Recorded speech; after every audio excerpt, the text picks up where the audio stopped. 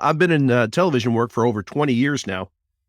And television work is a great work of the church and a great way to reach out to people. And the results that you see sometimes are just amazing. There was a man, older man who was single, up in his 60s at the time, came walking into the church building with a bath towel over his shoulder on a Sunday morning. He had watched a television program for many weeks, and as he came to the church building, he was ready to be baptized. He said, "I don't know if you guys have towels here, so I brought my own." And he was just itching, ready to go. And there are souls like that in the world, and it's so exciting to see folks like that. And complete the story on Daniel, many years later, he passed away. And when he left, his whole estate went to the church, various works of the church, and just a great, great encouraging man. And that's what happens when we're out there preaching the word. People hear, people respond, and I can't wait to get to heaven to see him. That's the greatest perspective too. Christians, we don't lose people here. We're just waiting to see them again. Absolutely. So tell us your name, where you're from. I'm Mark Teske. I live in Olive Branch, Mississippi, and I work with the Good News Today television program. So I'm the quote unquote television evangelist. That's the interesting fact right there, huh? And I don't have a jet airplane. Well, I think the main thing too is that you're on the Be Brave podcast about sharing the good news, and you're on a good news TV show. So that's awesome. Mm-hmm. Yeah. So tell us, at the point of the show, as we know, is to learn some practical strategies that we can apply every day to share our faith, because it's the greatest thing we could ever share. And so tell us some things that we usually talk about 1 to 3, some strategies that you found to be useful to you in sharing your faith to others. And as I mentioned, I've been in television work for many years, and television work over this last 20 years has become a lot more accessible for more and more people to get involved with. Podcasts like this 20 years ago, we wouldn't have dreamed of it, but it's a great way to reach out. There's so many ways in mass media that you can do that. Now, stories like we talked about with Daniel, those don't happen a lot, that somebody is converted completely by a television program. It's more general scattering of the seed. As we try to do something in mass media, it develops that interest. It gets people, okay, who is this group? What are they about? And they'll listen, they may be interested, but it tends not to convert people by itself. So we need to put other things with it.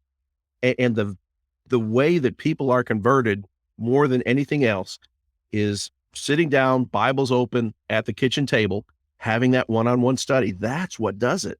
That's what gets souls converted. So what do you find helps you get the people to the table? What are some things that you've kind of learned or found out to that Bible study, So much of that is based upon relationships, that people have to have a relationship with somebody. And it's kind of interesting in television work, people develop relationships with you, just like here in podcasting. People are developing a relationship with you. You're on the podcast every week, and they feel like they know you. And that's a type of relationship. One time I was at a lectureship, and a guy came up and talked to me like we were old friends. And I'm thinking, okay, I don't remember him. And I'm kind of in my mind, where do I know him from? And this is not ringing any bells. And about 5 minutes into the conversation, he stopped and he said, "You don't know who I am, do you?" I said, "No, I don't." He said, I watch you on television at lunch every day. So I figured, I just assumed you knew me as much as I knew you. But there's that relationship that develops, and that's so critical to that evangelistic process. But the reality of mass media, it doesn't matter who it is, we can't always sit down with that person. So a big focus is trying to transfer the goodwill from the person that they see on television to somebody there in their community, somebody who's there in the neighborhood, who's willing to sit down with them with a Bible. So for mass media to work, it really requires Christians on the ground to be involved. And one of the things that we do with our television program is we send out a weekly email. Hey, these are the things we're going to be dealing with on the program this week. And here are maybe some people in the neighborhood, friends or family, and these are some topics that would be of interest to them. To get the Christians watching the program, telling others about it, developing that dialogue, that interest, that relationship, so that those Bible studies can indeed occur. That's good. I was thinking that people could take that strategy for themselves. For example, this week, or when you're starting out, or if you're listening at the beginning of the week, maybe on your feeds for Facebook or wherever else social media, talk about what you're thinking about for the week. Say, hey, I'm thinking about this particular Bible verse or this particular thing Jesus taught. And if you're telling your audience, whoever they are, whether it's 1 or 100 or 1,000, kind of what you're thinking about, and give them this primer about what you're going to be focusing on for the week, I think that'd be really good for them too. So that's great. And then what's another? Oh, by the way, I was thinking to myself, I wonder what it would have been like to meet Jesus, because when he met you, like what would he have like? Just it would have been like he knew you. He would feel like an old friend, wouldn't it? Like kind of like he felt for you, that guy, when he met you. He thought he knew you, and it would be like, it would just be interesting. Really will be interesting. Can't wait for that one to happen. I know. And so, what about number 2? Like another strategy that you might have. This is getting away from broadcasting a little bit, but still in the realm of media. Is there some great utilization of social media to get the word out? Now, I'm going to preface that by saying, having an argument with people over Facebook, I have never seen that convert anybody. And that type of culture that seems to develop with some people is not productive. That you may have something that you don't quite agree on, but rather than blasting somebody in a public setting, ask them for a private conversation. And believe it or not, the same discussion back and forth, when you get all of the bystanders out of the room, so to speak, and it's just two people, it's almost like sitting down with the Bible, and you can talk about things in a more personal way and actually make some progress. And from discussions like that, people have been converted. That actually works. And posting things publicly on social media is a good thing. It may stir some interest, but definitely stay away from the arguing there and get to the personal discussions. Again, that relationship, that's where souls are reached, but not in publicly blasting people. You have a great point. I was thinking to myself, go public with your faith, go private with your arguments. Can I quote you on that? It's amazing. And sometimes you watch it, it's very toxic for you as a reader. Even if you're not in the argument, I find myself having to just get away from that stuff because it never is positive. And people, they, in trying so hard to make a doctrinal point, a lot of times they lose the essence of Christianity. Mm. What's my major focus here? Is it winning this argument? Or is it glorifying God and glorifying God and bringing souls to him? So oftentimes that competitive, I've got to win is what happens. And that's not the way it should be. Jesus didn't say, you'll know you're my disciples and how well you fight for me. He said, you'll know God doesn't need us to fight for him. God needs us to love on his behalf and demonstrate his son, right? His son's love. And when we take that approach in a social setting, especially, people say, hey, that's interesting. I like that. Mm-hmm. I've got a friend who's very effective on social media, and he posts some very, very encouraging, just kind words about other people. He'll throw that out. Oh, this is such a great, great person. And other people who are friends with him jump on and say encouraging things about that person and really build them up. And so he's doing that over here. He's teaching scripture over there, and then put some of the funniest memes out as well. And it's like his social media, it's interesting, it's encouraging, it's uplifting, and it stirs other people up to do good things. Right. And if that's what social media was, everybody would be loving it. Yeah. You get positive. And that begins with me. That's right. It would be positive mm-hmm. experience. It begins with you. Yeah. Do you have one more, like a number 3? Number 3, and this is kind of a culmination of any type of media that we're doing like this, either television work or podcasts or social media or whatever like that.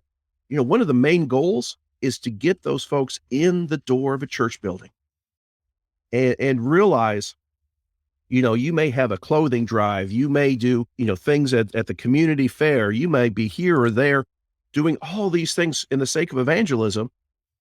And you finally get that visitor in the door, And when that visitor that you've worked so hard to get comes in, if you're sitting there talking to your buddy about the football game, if you're talking about the weather, if you're talking about this or that, and not even noticing that visitor, everything you've done has gone to waste.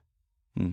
That visitor comes in the door. If you're not there and greeting them and making them feel welcome, they're not coming back. There's some research that was done here in the States back several years ago, trying to identify what is it that makes a congregation appear to be friendly.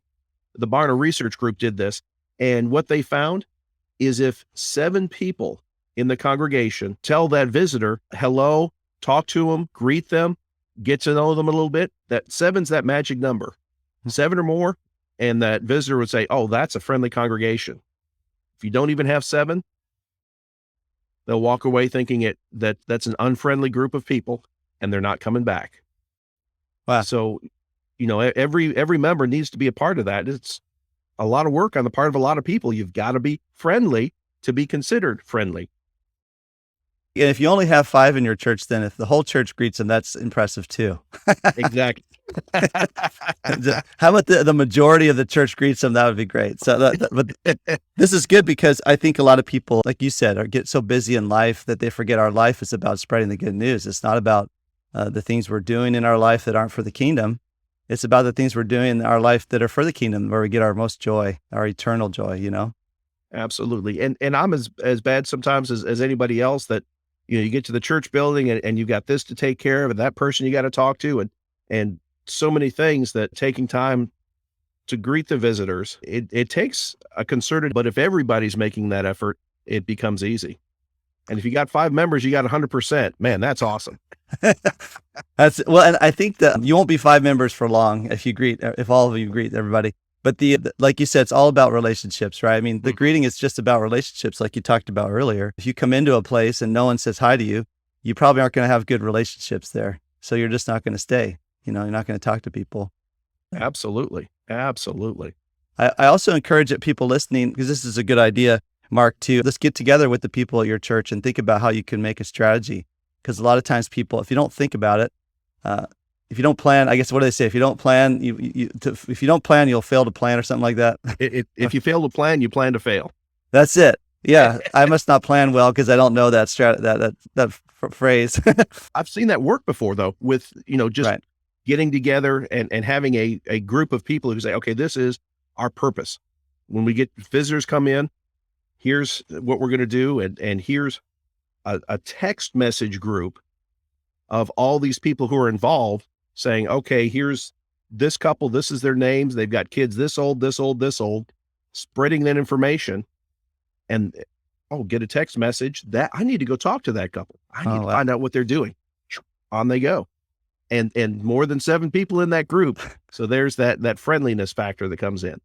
That's good. And if you're listening and you are attending church, which we hope you are, that you'll be able to go maybe this weekend, talk to the people at the church and say, let's come up with something where we can make sure we greet everybody who comes in. That's a strategy. Definitely is.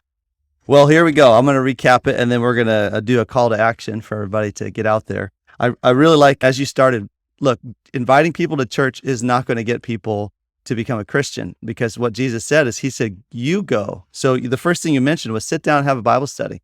If you're having that Bible study with somebody and they come into the church and other people who are Christians, they're going to be more on fire. They're going to understand what's going on better than someone who comes in just out of the blue. So a lot of people invite their friends to church, but never have a Bible study. It's very good to have that Bible study. It helps you as the one who's leading the Bible study. And and it also helps them because you're their friend. So yeah, definitely sit down, have a Bible study. It's about relationships. And then number 2, you said no arguments on social media. So go public with your faith, private with your arguments. That would be great. And then number 3 is set some goals to visit with people. Like when they come in, greet them. And this week, as you go to church again, just make it an objective, a goal to greet anybody that you've never greeted before. There can be some people who visit you've never said hi to, and it's been weeks. So go and try and find somebody you don't know or who's new, and just go say hello. That's it. Just say hello. Don't feel the pressure. Just say, hey, glad you're here, right? So let's do the call to action here. Mark, what's something that you would want to tell people as they finish this show up and you want to encourage them to get out there? Is it important to share your faith? Oh, absolutely. It's critical to do that. And one thing that we need to realize here in this modern world, we have so many tools and ways that we can reach people. It's almost boggling to the imagination. And if there's any shortcoming, it's not in the amount of tools that we have. It's in the number of Christians who are willing to use some of those tools. You know, the best evangelism method in the world, if it sits on a shelf, it's not doing any good. If it's out there and people are using it, and even if it's mediocre, the fact that you're using it and you're trying and you're loving those souls, you're going to get some results. You may not see them here and now, but you're going to get some results. People are going to know how much you're caring for them. So evangelism works by doing something. Exactly. Exactly. Too oftentimes, I think, a preacher who's gone through all these years of schooling, he can do that, but so can you. If you know enough to become a Christian, you know enough to be able to teach somebody else to become a Christian. That's it. That's really what it's all about. That is it, man. If you become a Christian, why can't you help someone else do the same, right? Exactly. Thanks for being on the show, Mark. I really appreciate you being here and sharing some good insight and some strategies for people. And I like that your perspective was more through social media and media, because some people just focus on different areas, and this has been a good thing for that. You've been listening to Be Brave. The world right now is a crazy place, and sharing the love of God is the most important thing we can do right now. We hope you've enjoyed the show. Make sure to like, rate, and review. And we'll be back soon. But in the meantime, hit up gobebrave.org. Remember, the love of God is the most powerful force in the universe. Learn how to love like Jesus. See you next time.